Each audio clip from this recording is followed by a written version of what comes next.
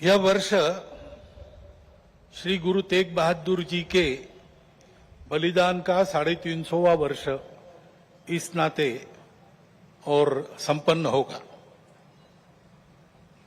हिंद की चादर बनकर जिन्होंने अत्याचार, अन्याय और सांप्रदायिक भेदभाव से समाज के मुक्ति के लिए अपना सर्वोच्च बलिदान दिया, समाज की रक्षा की, ऐसी एक विभूति, उसका स्मरण इस वर्ष होगा। आज 2 अक्टूबर है, इसलिए स्वर्गीय महात्मा गांधी जी की भी जयंती है। अपने स्वातंत्र्य की लड़ाई में उनका योगदान तो अविस्मरणीय है, परंतु स्वतंत्रता के बाद भारत कैसा हो, भारत का जीवन किस प्रकार के तंत्र से चले, उसके बारे में विचार देने वाले हमारे जो उस समय के दार्शनिक नेता थे, उनमें उनका स्थान अग्रणी है। हिंद स्वराज में उन्होंने वह चित्र का रेखांकन किया है और सादगी, विनम्रता और प्रामाणिकता के प्रतीक, और जिन्होंने देश के लिए अपने प्राण अर्पण किए, ऐसे स्वर्गीय लाल बहादुर शास्त्री जी, उनकी भी आज जयंती है। भक्ति, समर्पण और देश सेवा के ये उत्तुंग उदाहरण व्यक्तिगत और राष्ट्रीय चारित्र कैसा होना चाहिए, इसके आदर्श हमको मार्गदर्शन करते हैं। और आज की परिस्थिति का अगर हम विचार करते हैं तो हमारे ध्यान में आता है कि यह परिस्थिति भी हमसे इसी प्रकार के जीवन की अपेक्षा कर रही है। विश्वासों को भी दृढ़ करता है और हमारे सामने पुरानी और नई जो चुनौतियां उपस्थित है, उनको अधिक स्पष्ट करने वाला भी वही कालावधि है। जैसे प्रयागराज में एक विशाल महाकुंभ हुआ, आधुनिक व्यवस्थापन के सारे कीर्तिमान तोड़कर एक जागतिक विक्रम तो उसने प्रस्थापित किया ही, लेकिन संपूर्ण भारत में श्रद्धा और एकात्मता की एक लहर उसने दौड़ा दी। पिछले साल एक दुर्घटना पहलगाम की भी हुई, हमला हुआ सीमा पार के आतंकियों के द्वारा, 26 भारतीय नागरिकों की उनका धर्म पूछकर हत्या की। लेकिन उसके चलते सारे देश में प्रचंड दुख और क्रोध की लहर पैदा हुई। पूरी तैयारी करके सरकार ने, हमारी सेना ने उसका बहुत पुरजोर उत्तर दिया। सारे प्रकरण में हमारी नेतृत्व की दृढ़ता, हमारी सेना का शौर्य, कौशल्य और समाज की एकता और दृढ़ता का एक उत्तम चित्र प्रस्थापित हुआ। और यह भी वह घटना हमको सिखा गई कि यद्यपि हम सबके प्रति मित्र भाव रखते हैं और रखेंगे, फिर भी अपने सुरक्षा के विषय में हमको अधिकाधिक सजग रहना पड़ेगा, समर्थ बनना पड़ेगा। क्योंकि इस घटना के बाद दुनिया में विभिन्न देशों ने अपनी अपनी जो भूमिका ली, उसमें हमारी ये भी ध्यान में आया कि हमारे मित्र कौन कौन है और कहां तक है। देश के अंदर भी अशांति फैलाने वाले असंवैधानिक उग्रवादी या संविधान विरोधी कहिए, उग्रवादी नक्सली आंदोलन पर शासन और प्रशासन की दृढ़ कार्रवाई भी हुई और उनके अनुभव से उनके विचारधारा का खोखलापन और उनकी क्रूरता का अनुभव होने के कारण समाज भी उनसे मोहभंग होकर विमुख हो गया। लेकिन उनका नियंत्रण तो हो जाएगा, परंतु अब ये उस क्षेत्र में एक बड़ी जो बाधा थी वो दूर होने के बाद उस क्षेत्र में न्याय की स्थापना हो, विकास वहां तक पहुंचे, सद्भावना, संवेदना और सामरस्य वहां स्थापित हो, इसके लिए समाज की भी और शासन प्रशासन की भी योजनाएं चलनी पड़ेगी। क्योंकि इनका अभाव ही ऐसे उग्रवादी ताकतों के पनपने का कारण बनता है। इससे त्रस्त मनुष्य दूसरा कुछ उपाय दिखता नहीं, इसलिए निराश होकर उनको प्रश्रय देता है। ये न हो इसलिए ऐसी योजनाओं की आवश्यकता है। आर्थिक क्षेत्र में भी हम आगे बढ़ रहे हैं। ऐसा जो प्रचलित परिमाण है दुनिया के, उसके आधार पर कहा जा सकता है हमारा देश आर्थिक क्षेत्र में आगे बढ़े, इसलिए आर्थिक जगत के हमारे उद्योगी बंधु, विशेषकर तरुण उद्योजक, इनमें एक मादा भी दिखता है, उत्साह भी दिखता है, इच्छा आकांक्षा भी दिखती है। परंतु ये जो प्रचलित अर्थ प्रणाली है सारी दुनिया में वही है, तो सारी दुनिया के अनुभव में उसके कुछ दोष भी आ रहे हैं। विकास के इस प्रकार के पद्धति से अमीरी और गरीबी का अंतर बढ़ता है। आर्थिक सामर्थ्य कुछ चंद हाथों में एकत्रित होता है। शोषण करने के लिए एक नया सुरक्षित तंत्र इसमें से खड़ा हो सकता है, चिंता नहीं की तो। पर्यावरण के हानि की समस्या खड़ी हो जाती है और मनुष्यों के आपसी व्यवहार में कई प्रकार की व्यापारिक दृष्टि और अमानवीयता की बातें प्रवेश कर जाती है।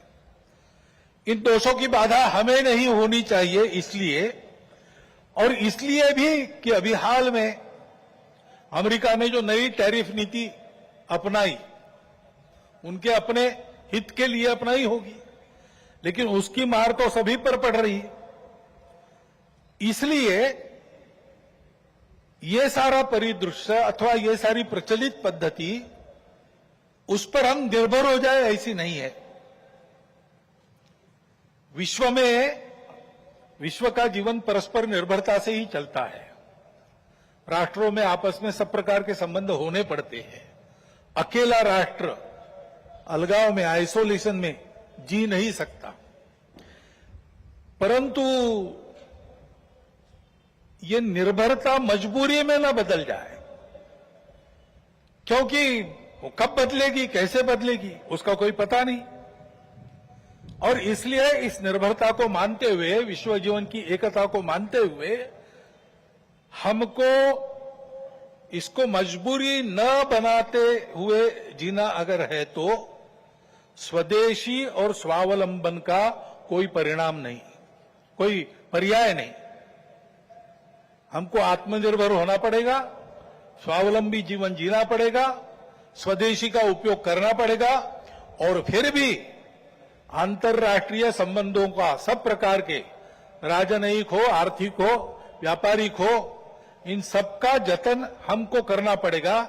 लेकिन उसमें मजबूरी नहीं होगी, हमारी अपनी इच्छा होगी, हमारा अपना सद्भाव होगा, ऐसा हमको बनना पड़ेगा। प्रचलित पद्धति जो है उसके दुष्परिणाम हमारे यहां भी दिखते हैं।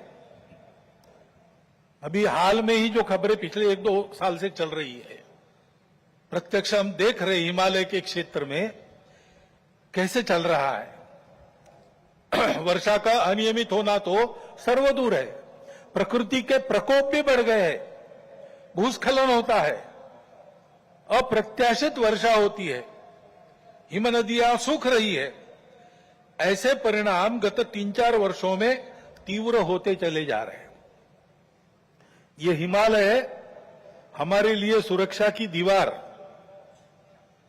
और दक्षिण पूर्व एशिया के लिए उसका पूरा जलस्रोत हिमालय से ही आता है। अगर प्रचलित विकास की पद्धति में से इन सारी बातों को और प्रोत्साहन मिलता हो होने के लिए, तो उस नीति का हमको पुनर्विचार करना पड़ेगा, क्योंकि हिमालय की आज की अवस्था एक खतरे की घंटी बजा रही है। प्राकृतिक उथल पुथल है तो जनजीवन में भी उथल पुथल दिख रही है। श्रीलंका में, बाद में बांग्लादेश में, बाद में नेपाल में, हमारे पड़ोसी देशों में भी हमने इसका अनुभव किया। अब कभी कभी हो जाता है, प्रशासन जनता के पास नहीं रहता, संवेदनशील नहीं रहता, लोकाभिमुख नहीं रहता,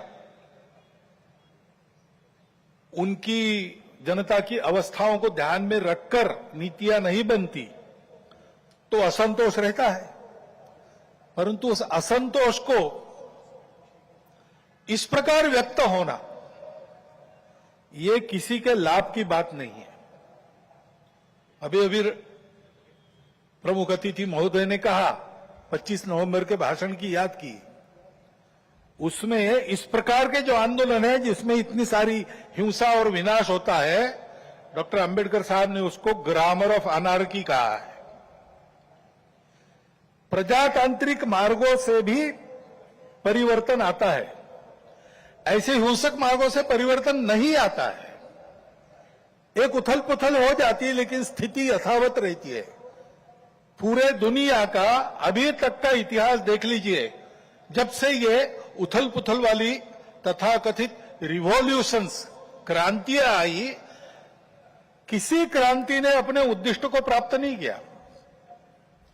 राजा के खिलाफ फ्रांस की राज्य क्रांति हुई, उसका परिणाम क्या हुआ? नेपोलियन बादशाह बन गया, वही राजतंत्र कायम रहा। इतनी सारी तथाकथित साम्यवादी क्रांतियां हुई, सब साम्यवादी देश आज पूंजीवादी तंत्र पर चल रहे हैं, जिसके खिलाफ क्रांति हुई।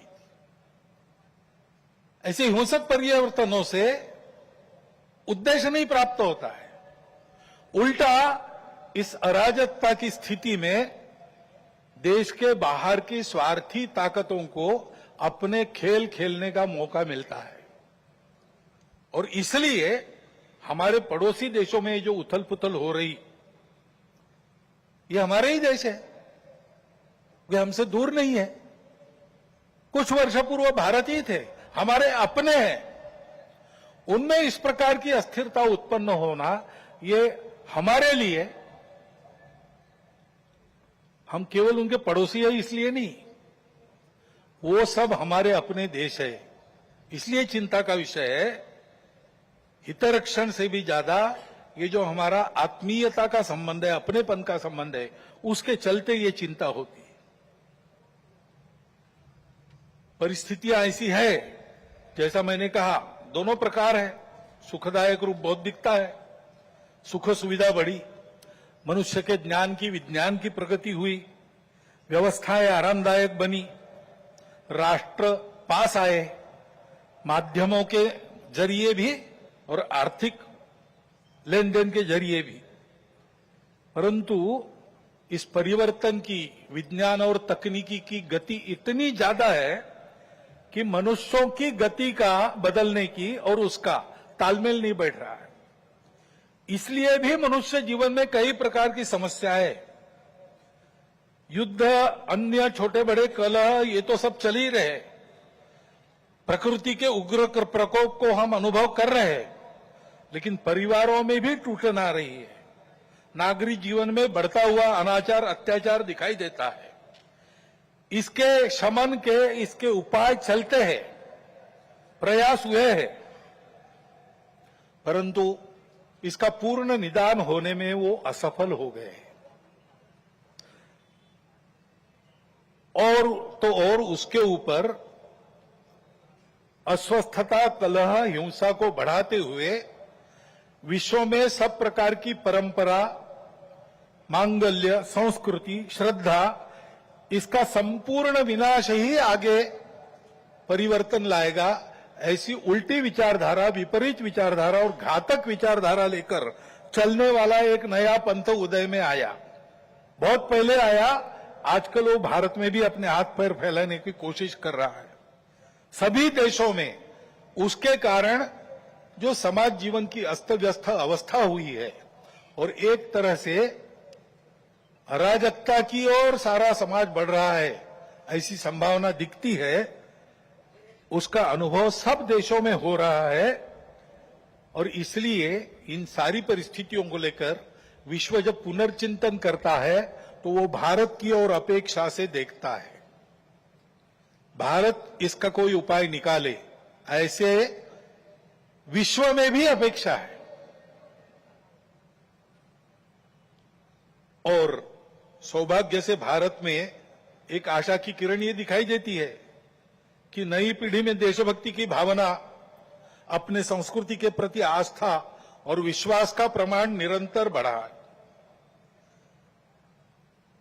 संघ के स्वयंसेवकों सहित समाज के व्यक्ति और समाज की संस्थाएं अभावग्रस्त वर्गों की निस्वार्थ सेवा करने के लिए अधिकाधिक आगे आ रहे हैं। समाज स्वयं को सक्षम अनुभव करता है और इसलिए कई बातों में सरकार के पहले पहल करके अपने सामने की समस्याओं का खुद ही निदान करने में यशस्वी हो रहा है। यह भी एक अच्छा लक्षण है और इसलिए ऐसे सब कार्यों में समाज का सहयोग संघ भी अनुभव करता है, अन्य ऐसे काम करने वाले संगठन और व्यक्ति भी अनुभव करते हैं। प्रत्यक्ष सहयोग और सहभाग, इसकी इच्छा समाज में बढ़ रही है